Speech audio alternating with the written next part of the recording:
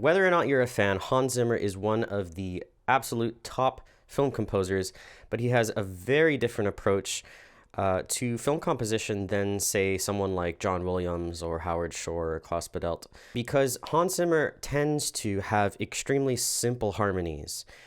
In this case, in the Cornfield Chase, it is all strictly diatonic. Every single key in this entire piano cover is a white key.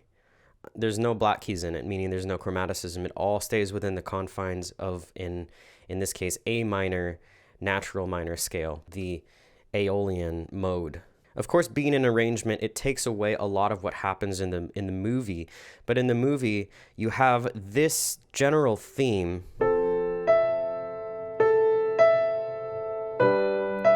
This is really the melody, if you can even call it a melody. I hesitate to call it a melody because it's really, this is an extension of the F chord, and this is an upper extension. It always goes back to E.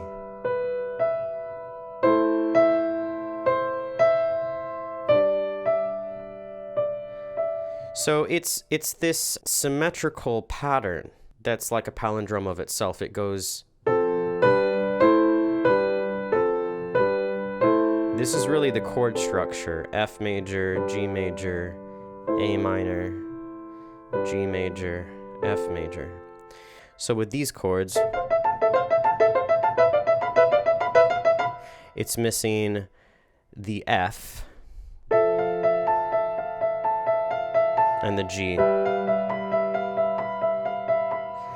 So it sounds more like A minor, B diminished, A minor, G.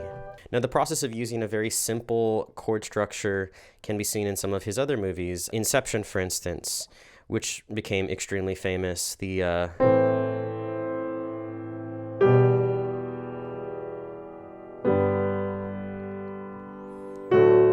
It's almost pop music that is orchestrated. I don't mean that in a negative sense. I mean it that it's very simple to latch onto, catchy, driven by rhythm and driven by timbre. So because Hans Zimmer uses so much synthesizers, he puts a lot of thought into how the tone quality should sound and the orchestration, rather than structuring it like a complex piece of classical music. Something that John Williams would do with all these leitmotifs and creating these themes for each person. So with the Inception, you have this chord structure and then motifs, rhythmic motifs on top of it.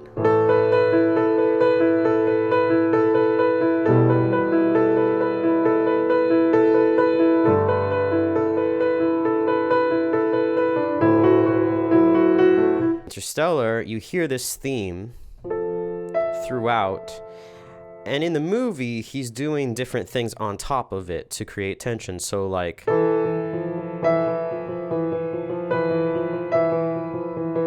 having these ostinato patterns, these repeated patterns, or having it over a pedal point.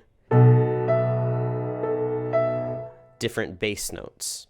All right, so now getting on to the second page of this music, we have a little bit of a different type of arpeggio here. And there are actually two ways marked on how to play this, the alternate method and the original method. Now, the original method has a little bit of a difficulty because it's a little bit of an awkward arpeggio. You could very well do this. The only downside, really, is that when you get to the top, you're missing one extra octave on this E.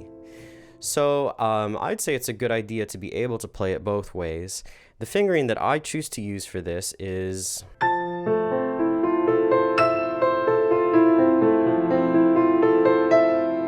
and then here.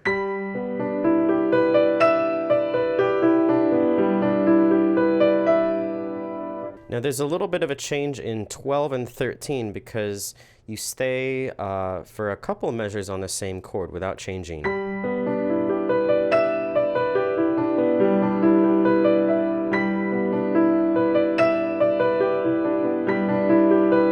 Now here, I find this a little bit difficult, having all these repeated E's at the top, so I might suggest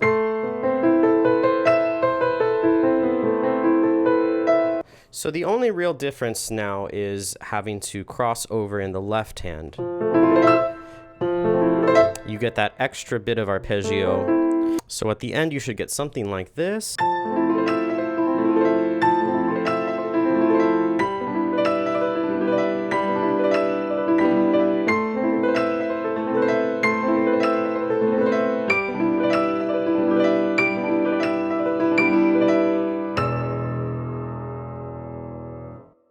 So that's just a little bit about Hans Zimmer and the way he uses harmony, as well as talking about the rest of the piano arrangement. Don't forget to check out my Patreon, where I have PDFs of the fingering, suggestions, other pieces, my Rock 3 transcription. I'm posting weekly updates as well as Q&As. Lots of different stuff is going on there, so be sure to check that out. But until then, happy practicing, and I will see you guys in the next video.